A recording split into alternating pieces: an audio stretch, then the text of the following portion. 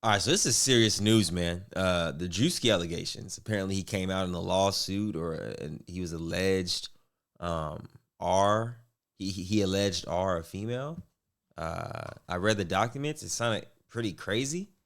He came out with a statement saying he wasn't even like known in 2018. So like the timeline doesn't add up. So we're gonna watch this video and just give our honest opinion. It's a crazy situation though. So Druski has been an up-and-coming star for around the last 4 years. He was ushered into the internet game around the same time as his good friend Jack Harlow, and it was like as Jack was rising up the ranks of music, Druski was rising up the ranks of comedy. During that time, he has become the most infamous skit comedian online, and this has obviously afforded him many opportunities, including his own show, countless sponsorships and commercials, features in movies, steak and Happy Dad alcoholic beverages, a feature on 2K, a comedy tour, and frequent collaborations with the biggest streamers and comedians in the world. Basically, this man became a cash cow. I will say, bro, his success ladder, it's been freaking phenomenal. Druski has an insane ability to take everyday situations and types of people and turn them into a viral skit or a meme. And his comedy just has this way of reflecting and predicting in real life situations. But now Druski has found himself wrapped up in the Diddy situation, as he and his friend and popular wide receiver Odell Beckham Jr. have been listed in some of these Diddy accusations. But the claims they are throwing around here are honestly so outlandish that it almost makes this hard to believe. Yeah, like one said like someone jumped on, like he jumped on like on the person's like body with baby oil and like knocked him out. Like the stuff that was listed, it just sounded crazy. Yesterday was when this bombshell would hit the timeline. In the matter of Ashley Parham versus Sean Diddy Combs, an amended complaint names 2 more plaintiffs and several additional defendants, including Odell Beckham Jr., Druski, and a myriad of other people. So previously it was just Ashley Parham versus Sean Diddy Combs, and then a couple John Does that were not listed, and now those John Does, the main ones, have been listed as Druski and Odell Beckham Jr. In total, Druski's name is actually listed 45 different times in this lawsuit, but these are the key details that really make everyone think that this is pretty far-fetched. Defendant Diddy then instructed another defendant Doe to also violate plaintiff defendant Doe, who has been determined to be defendant Druski, is what they're alleging. They say instead of immediately violating the plaintiff, defendant Druski doused plaintiff with more oil and lubricant and then jumped on top of the plaintiff's naked and oiled body, treating it like a slip and slide, and knocking the wind out of the plaintiff due to his enormous size. Come on, man.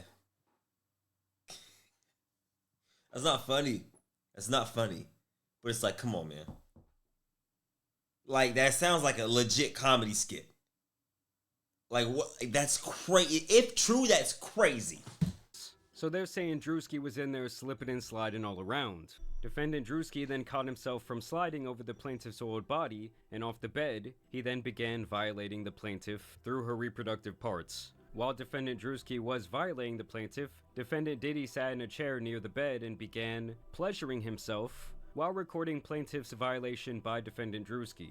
Another party's phone fell on the bed near the plaintiff. The plaintiff then attempted to grab the phone, but it slipped out of her hands and onto the floor due to the oil/lubricant that had been doused all over her person by defendants Diddy.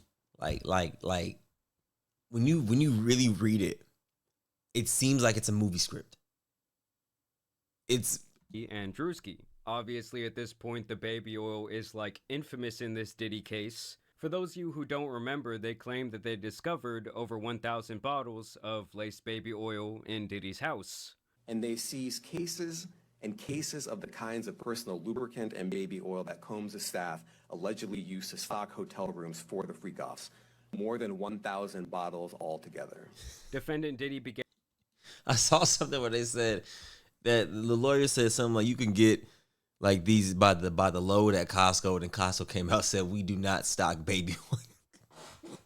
And laughed. That's crazy word. The phone. Throughout this violent gang violation, defendant Diddy made constant belittling remarks to plaintiff, including that he owned her now. When defendant Druski was finished violating the plaintiff, defendant KK entered the room to examine the condition of the plaintiff, who was barely able to move or control her bodily functions. And Yes, they say this is when they crazy. attached her to an IV and pretty much brought her back to life, made sure she wasn't gonna die.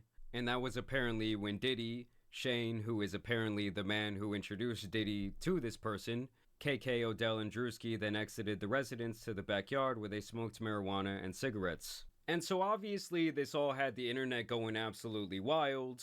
Of course, people immediately started resurfacing old clips of Diddy hanging out with Druski. Don't mind if I do.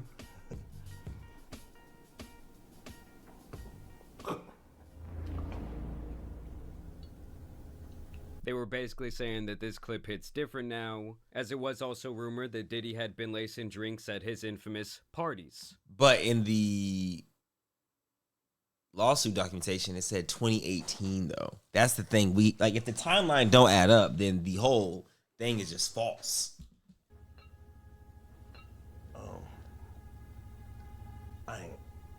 I wouldn't.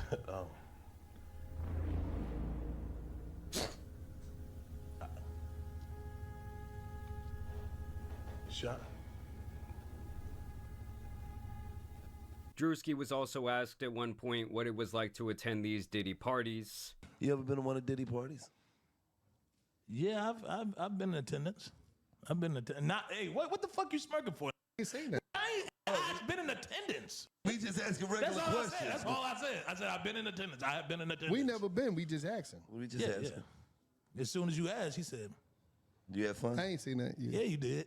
I ain't seen that. Yeah, I had fun. Yeah, I mean it was a party. I wasn't at one of them parties.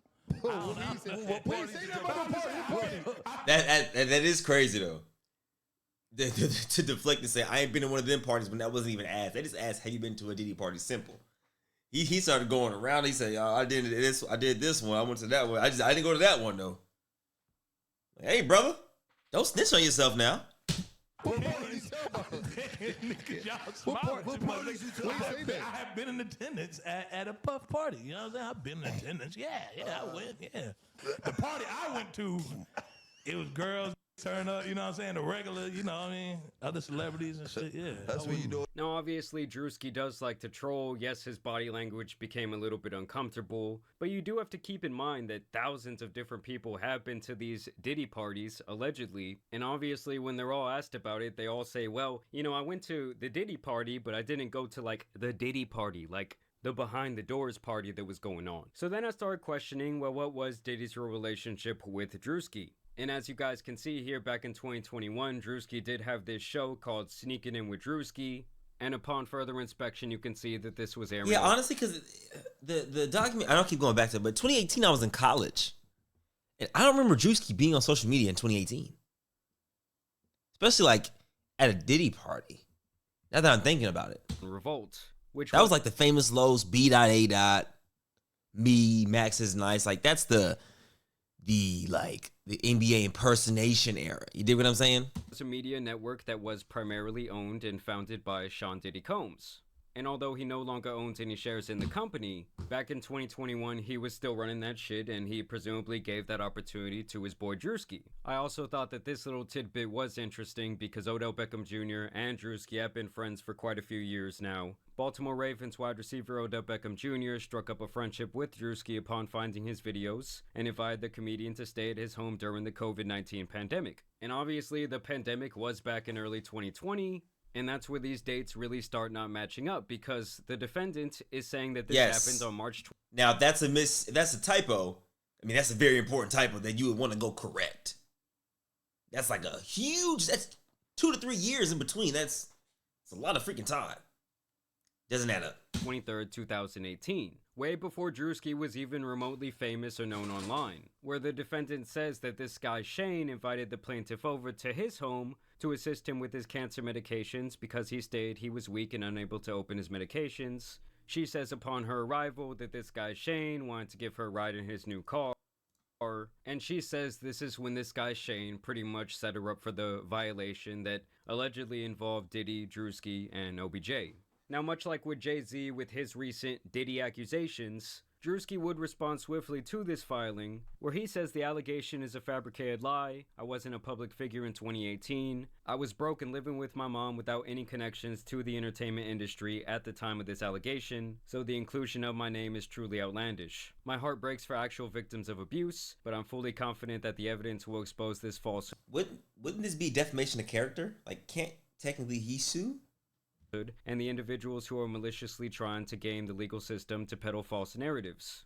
So he kind of has the same stance that Jay-Z had back a couple months ago, saying this whole thing is a bunch of bullshit and the timeline isn't even really adding up. And of course, when something like this comes out, you're gonna have a lot of people running with the story. Like this tweet that went viral where this girl says, "I can't believe hashtag Odell Beckham Jr. and hashtag Druski are in this new Diddy lawsuit taking turns violating this girl." Wow. And that's the problem. A lot of people say stuff without actually reading documentation. I think that's the problem with society today. Hip hop and media pages saying Druski did what? The same sentiment is shared here, ironically including this misinformation meme. Then you had people using Druski's own skits against him, like this guy who says there's no way that this Druski shit is real. Basically saying that that was Druski's reaction to this information. Another user says Druski after someone didn't give him consent. This guy specifically seems to really be leading the charge when it comes to these Druski jokes about this very serious situation. He says Druski's lawyer right now. We got good and bad news. Good news, we got your payment, buddy. Bad news, they gave you life. That skit is classic. Sayonara. So yeah, it's just crazy to see this guy's own skits and various statements being used against him at this point, even if it is a joke. These are the type of things that people try to get off online, and they do end up going viral. And it's really all just for a couple little Twitter shekels and a little bit of clout. Like, it's not worth making this type of weird, shitty joke, whether you believe he's guilty for some reason or not. Because honestly, I think it's a whole bunch of nonsense. And it leads to other people making more serious statements like this. Okay, so now that Druski was named in the Diddy lawsuit for gang violation, this creepy skit he made in 2022 about guys getting girls drunk to have sex with them is aging so horribly. And it's like, does the person that posted this not understand that the entire point of this skit was to pretty much dog out guys that act like this? Like, the whole point of the skit is to say that guys who act like this are pieces of shit. Now here is a clip from 4 months ago of this news network and of the lawyer representing this woman Ashley Parham in this case, and now these other two Jane Does, speaking on behalf of her client and the entire situation. Well, her attorney says she was in her 30s at the time of this alleged violent attack. It happened just about half a mile away from the Orinda police station here in a quiet neighborhood about 6 years ago. So yeah, 6 years ago, long before Druski was known at all. Ashley Parham says in 2018, Diddy and his entourage violently gangbang style her in Orinda. Her attorney, Ariel Mitchell, says it all started when she met a man named... Yeah, like how would Druski's name be thrown in there? Just, that's so random.